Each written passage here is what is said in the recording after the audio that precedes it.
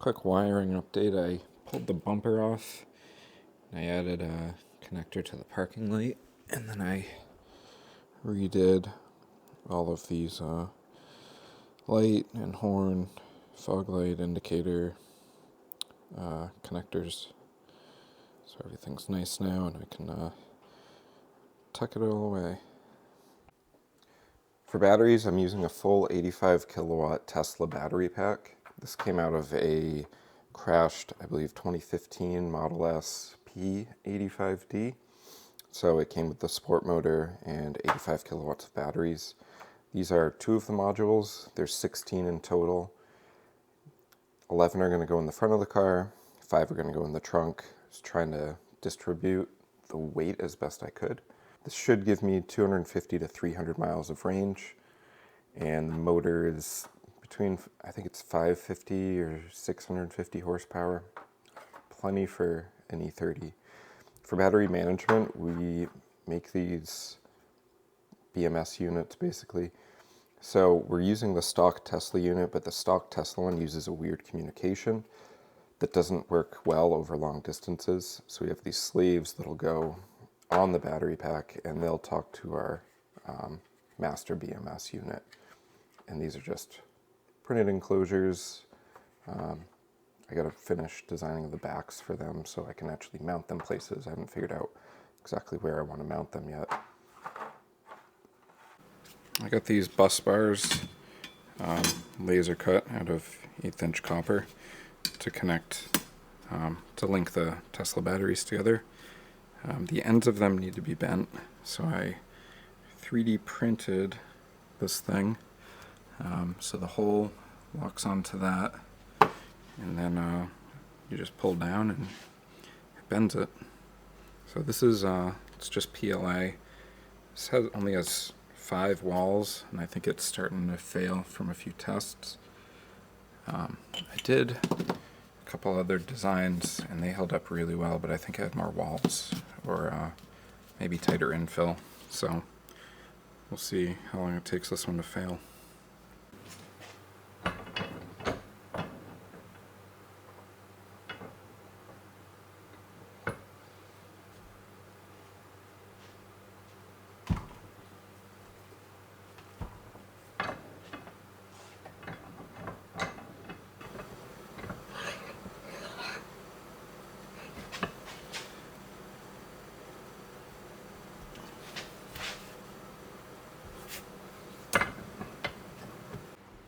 So the bus bars should have insulation around them. So what I'm going to do is take Flex Seal and orange pigment, mix them together, and then I'm going to dip them and hang them up.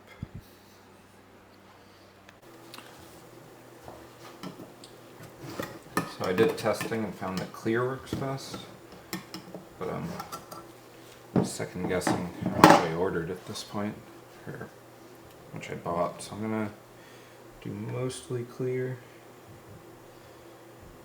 I'm gonna do a little white before I have an orange.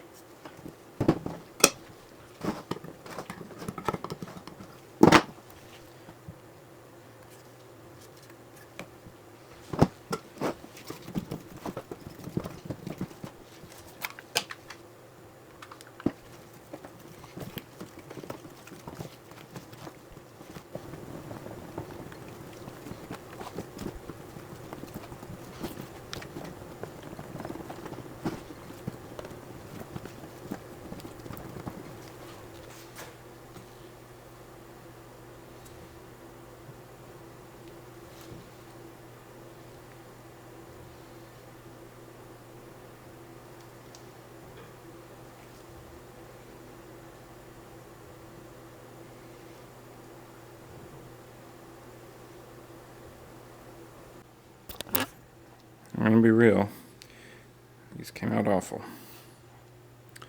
Huge mistake mixing the white with the clear. So what I'm gonna do is just call this a first coat. I'll go get some clear and more pigment, and then I'll do a second coat of dark orange, because this is what my test came out like. I don't know if you can can see that, but it's a nice orange. This is like, I don't know, Pepto-Bismol / copper. It's like a salmon, I guess. I don't know. It's definitely not high voltage orange. So redo it tomorrow.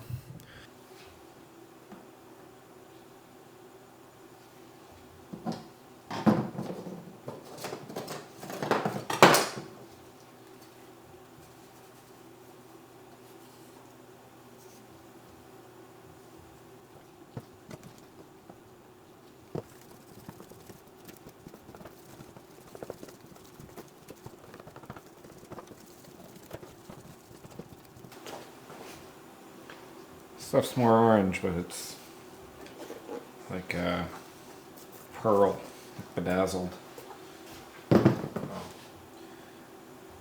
Better than the salmon color.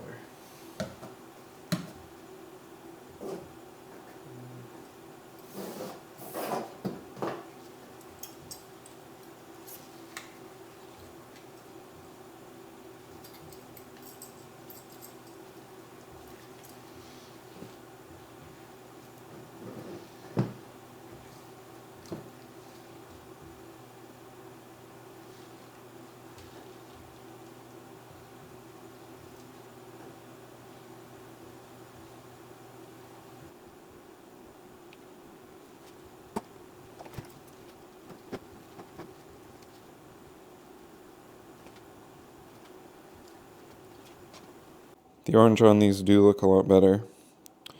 They look kind of gross. I don't know if you can see how wavy they are. They look gross, but they feel fine and will work fine.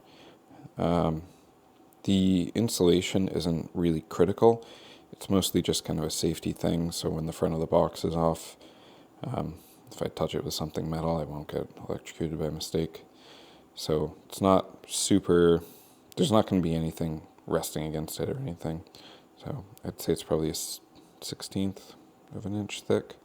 So it's pretty thick, rubbery, and yeah, it'll work fine. It just looks weird.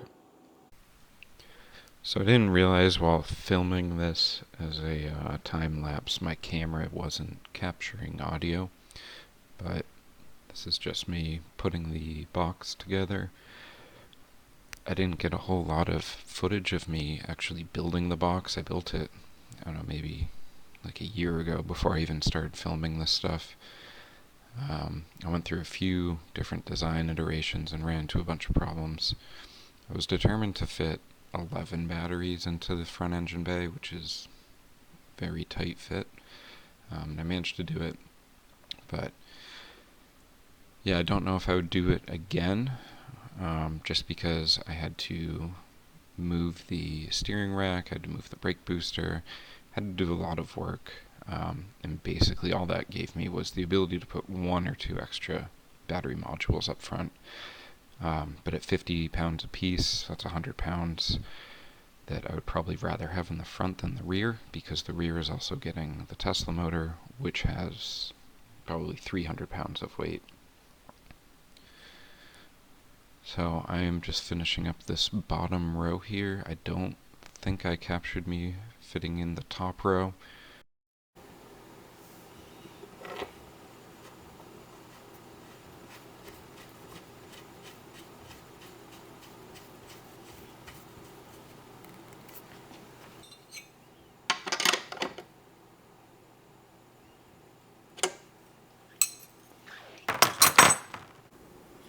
Okay, so the bus bars are all done. Here and here are going to be where I attach the cables. All the BMS is wired in. And then I'll have this will be mounted to the front piece of Lexan to plug the BMS into. The back is all plumbed up. I still have to pressure test it. Here's inlet and outlet ports. I did a combination of crimp fittings and constant tension clamps, just because I ended up with a couple different sizes of hose, because the place I got one of the hoses ran out, and the crimp clamps don't fit the other ones.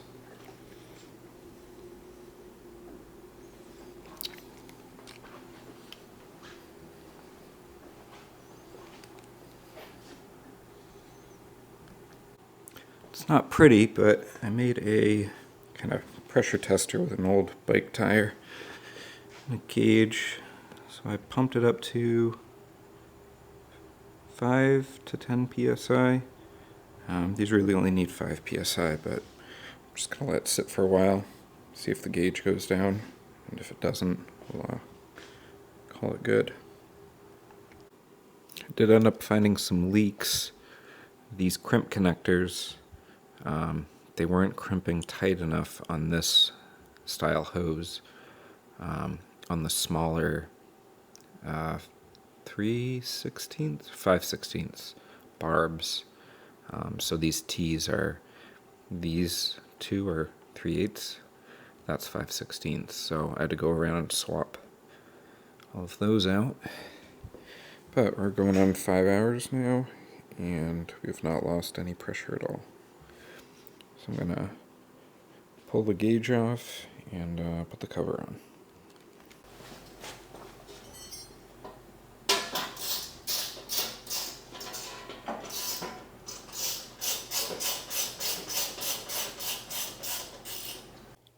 So on a Tesla motor, how the power connections work is you have these two leads with eye hooks or whatever, eye loops on the end, and they feed into these holes in the motor and then get bolted on to the, basically just wherever the power input is. So I looked at different connectors on how to connect this battery box, and I ended up just copying that design. I printed this thing, and so basically I'll feed the wire through there, and I print a lid that goes over here, and I'll feed the wire in, bolt it directly to a bus bar, and then we'll be done with it. I found a lot of connectors online, and I just wasn't really a fan or didn't trust their ratings for amperage. I'm going to be pulling a lot more amps than what all the ones I could find are rated for, and they didn't kind of give, usually they give you like a range of what it's good for at a certain amount of time, but these were not rated very well. So this is also cheaper and should work really well. It'll be weather sealed. I'm going to do that for both battery boxes.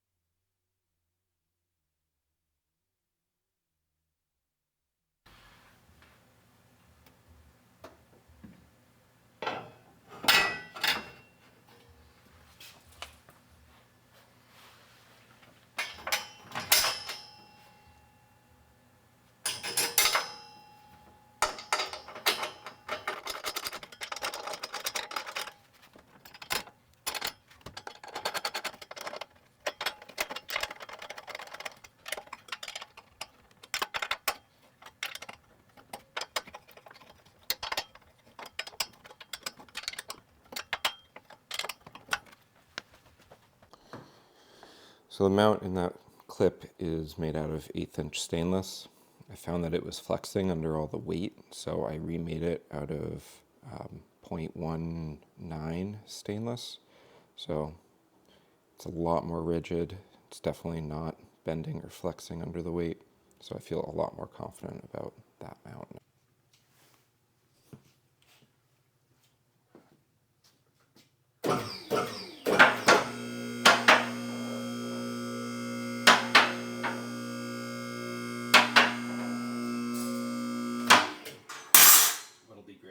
push the car and then this goes right into the windshield. Yeah, that would be great.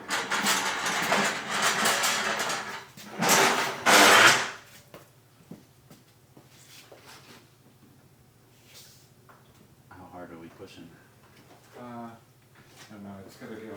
Looks like we're off by a bit.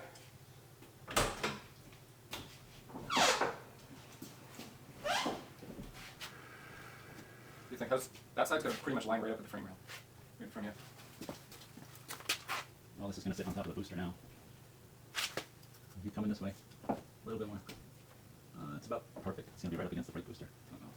I wonder if I think I'm gonna hit the booster. You can orient it a little bit. I don't know if I took the booster into account when Unfortunately, my microphone died right about here, but this is just myself and my friend dropping the battery box in.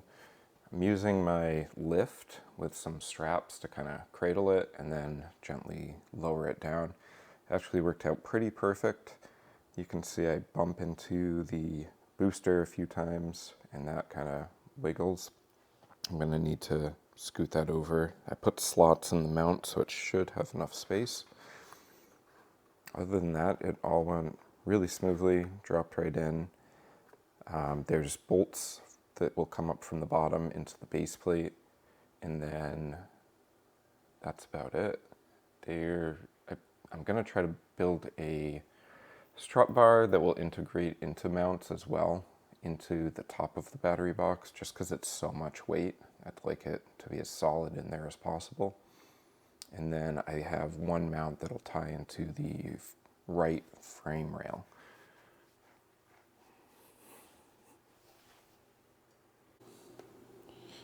So it was tight, but it fits. Barely enough clearance for the steering rack. The brake booster is rubbing against it a little bit. I had to scoot it all the way over in these slots. I'm gonna trim this with a cutoff wheel. Feels like probably an 1/8 inch has to get cut off there. And I can access both lead connectors, and then there's my BMS connector.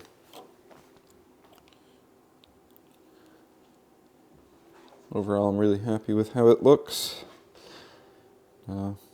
Next up, I will start on the high voltage box, which is going to go here, and then the charger and charge port. So I also installed my 12 volt fuse box. I recorded it, but I pulled it out and modified it so many times that it's totally different now than when I first put it in. This is a fuse block I printed, so this will be the car itself, so that goes over to that fuse box, and then the eye booster, and then power steering. So those are like 40 amp to 50 amp fuses, and then this is my relay and fuse box. Now this is number 4 that I bought. I'll go over why I had to buy that. So a quick lesson learned. I really enjoy these Bussman, I think they're called severe duty fuse boxes or something like that. They're really nice. They're weather sealed. They do, depending on the model, they'll do a handful of fuses and relays. So they work great for a lot of things, but they're really expensive.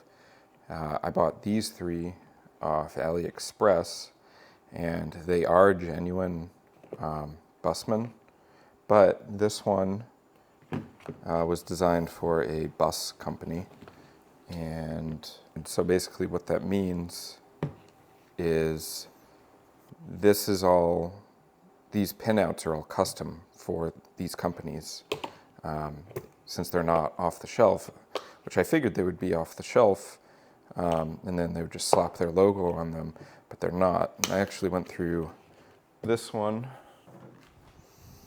and I went through every connector with a multimeter, and I could find most of the fuses, but I could only find 2 of the relay triggers. So I think the other relay spots are just there as space holders. So I ended up having to order an actual off-the-shelf one. And I can still probably use these for other projects. This one I haven't messed with yet. This one's CAN bus powered. And I didn't want to go with CAN bus just because that means if my VCU fails, the car is basically, it can't move. I like having everything mostly analog and switched power. It just makes things a little safer.